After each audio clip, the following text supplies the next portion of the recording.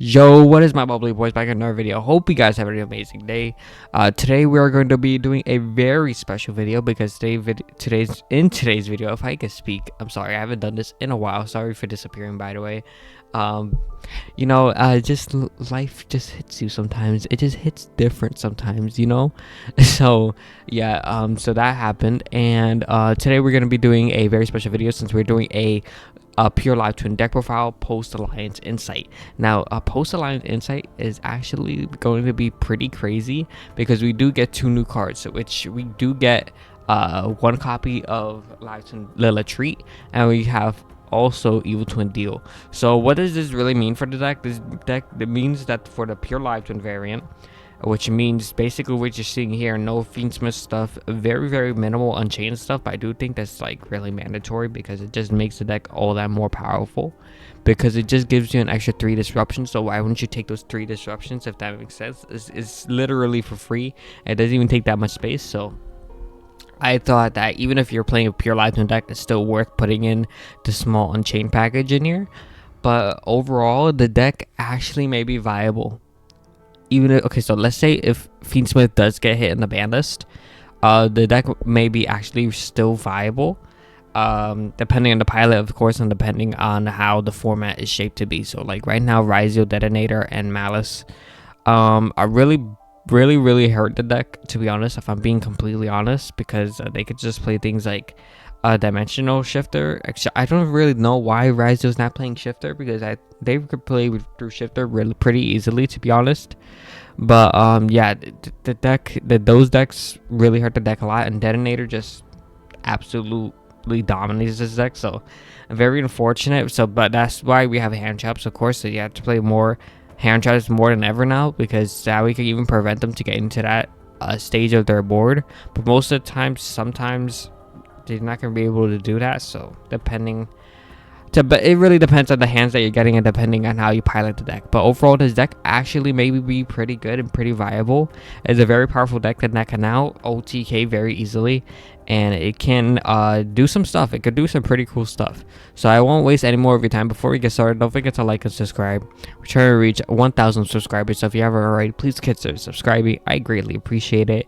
And comment down below what you would think about a stream. So I'm thinking about streaming, but I'm still not too sure about what to stream. I'm thinking of doing some Master Duel content, but the only problem is I'm doing a different deck for Master Duel to climb out worlds this year, and it's not gonna be live twin related just yet. I'm not too sure what I'm playing for worlds, like, to be honest.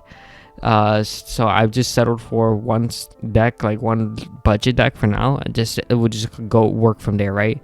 So yeah, let's go ahead and hop right into the deck profile. So the only problem with this deck list here that is consistency. So I'm running 3 copies of Lila, 3 copies of Keystkill, 3 copies of Secret Sunny Snitch, and then after that, Secret Password, right? So this gives us a total of 11 1-card starters. The only problem is I really like 12, because that just makes the deck extra consistent and makes it so you don't break as much.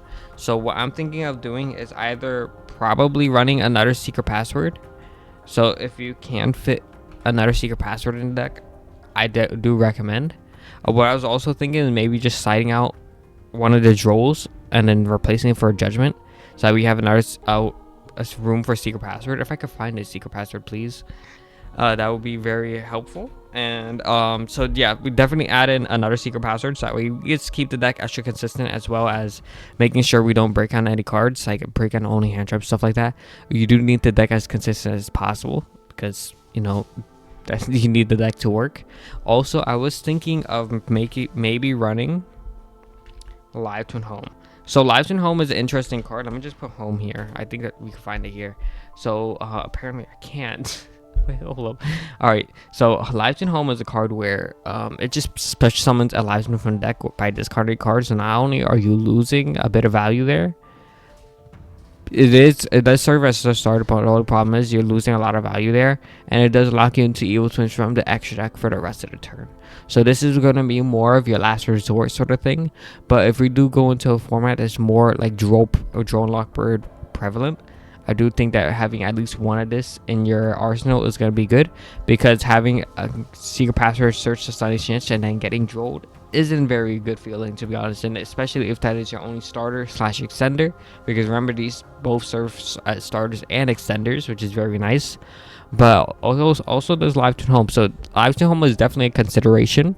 I wouldn't like strongly recommend it. Just really depends on the format and really how it like it performs, really. So at maximum, I would run only one home. At minimum, you can run 0. You can run another secret password if you choose to do so. Just make sure you're keeping this deck extra consistent. I really like 12 starters for this deck, so I really do recommend running 12 starters, right? So next for the extenders, we're running 1 Little Sweet, 1 Keysker Frost, 1 Little Treat. Now I see a lot of people running multiple sweets. You really don't need multiple sweets. The thing recycles itself, and if it gets sealed, okay, it doesn't really matter.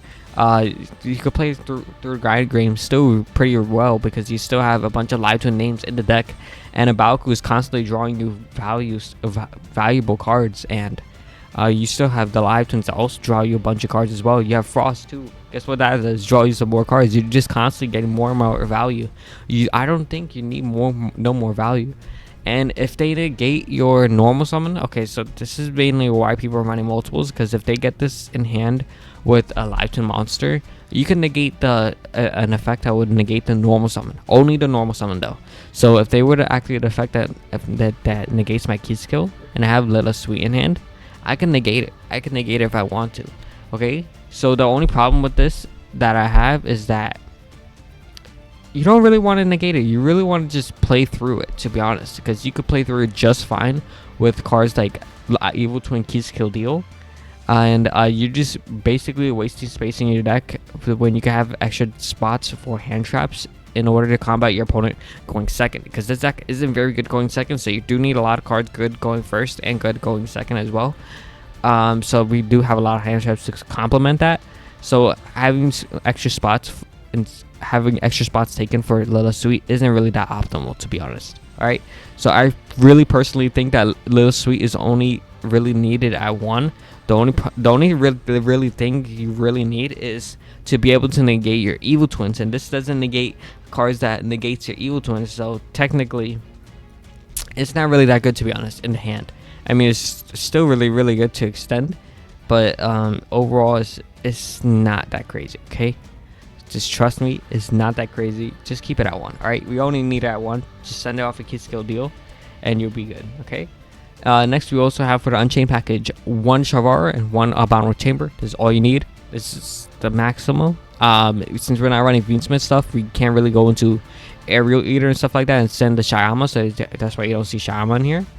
And yeah, that's pretty much it. So now we're gonna go into the hand traps. Hand traps, you're running a crap ton of hand traps. 3 Ash, of course, 3 Veiler, 3 Imperm, basically the top 3. You gotta admit it.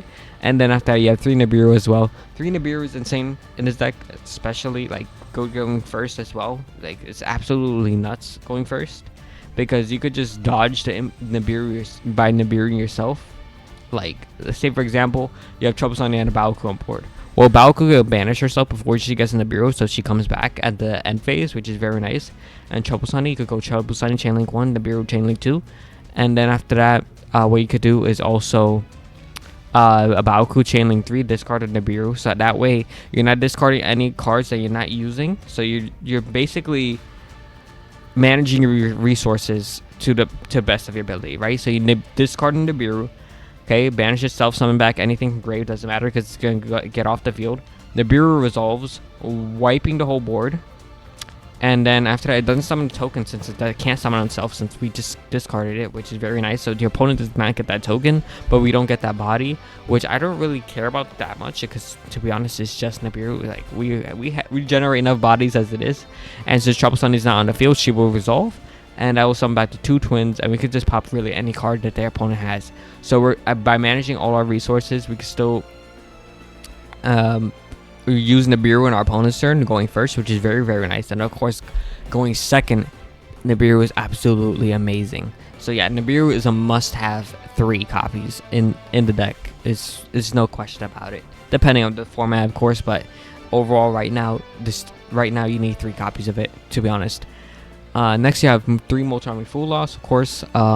Best Molcharmy right now to have in the main deck.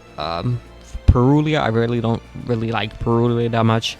Next you have 2 Droll. I know these two really do conflict, but Droll is so prevalent in this format, and you really do need Droll as a cross-site, not only as a cross-site target, but just as a card to use on your opponent in general.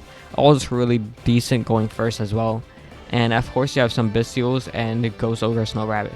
So Ghost Ogre Snow Rabbit is mostly here for blue eyes and stuff like that. I was only able to run 1. I only had space to be able to run 1, but you can run multiples if you can. And I do have 2 Bestials, just in case if Fiendsmith later on post Alliance Insight is still viable. Then after that you could go Bestial for the Bestial route. You can run more Bestials if you choose to do so. Right now I'm only running 1 of each, and I really think that's all we really need right now, but you can run more if you choose to do so. And next after that you have 3 Cross-Site Designator and 1 Call by the Grave. So it's pretty much self-explanatory. It basically helps you beat hand traps.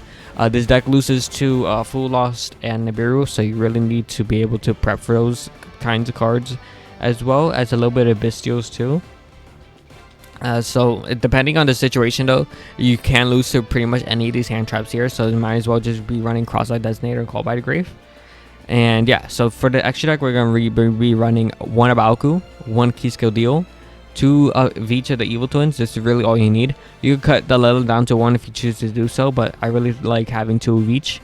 2 Troubles Honey, 1 Muckraker, 1 SP Little Knight, 1 Unchained Soul Lord of Yama. You have Unchained Soul of Rage, 1 Axis Kotager. Shoutouts to the alt art. It's freaking absolutely amazing. I can't wait till we get the Call by the Grave alt art in the game, because, you know, Live Twin. It's crazy. I absolutely love that art. And after that we have 1 Nightmare Griffin, which I don't find myself fond of, to be honest. I'm figuring out a way to change it. So still trying to figure out what to change it to be honest. Just not 100% sure. Sorry, I can't speak today. But leave a comment down below what I should change this to, because I am not liking this, to be honest. Next after that we have 1 Anguish. And yeah, that's it for the extra deck. The side deck is really anything you want here, but you could copy whatever is here. I'm not too sure about the Metatronus here. Is really good in what's it called, Live Twin Fiendsmith, but it's not, I'm not too sure about it in Live Twin, just pure Live Twin, right? So I'm not too sure about Metatronus just yet. You can replace these 2 for like more hand traps, or maybe another artifact scythe. I mean Lancia with like the Sanctum. You can also play like 2 Thrust for your target for your talents in the side deck. I had Silence in the side deck because this deck really loses 2 talents if they're taking a monster. So what you could going first, if you haven't used a Cross-Site Designator, or if you draw multiple Cross-Site Designators, you can set 1 and then use it on a talents that they use against you going second, right? So I really have the talents here just more as a defensive tool, but as well as, like, you know, still plays around hand traps and stuff like that. Helps you extend, you know, it does a lot of things, right? It's very versatile. And of course I have Meowth for like Malice and stuff like that. Lances and Malice. I have my extra Droll here. There's a lot of things you could change though, depending on the format and depending on your preferences as well, depending on a lot of factors, to be honest. So you really could just change any of these here. Alright, so that is it for today's video. Hope you guys enjoyed today's video. Don't forget to like and subscribe, and I'll see you guys next time. Peace.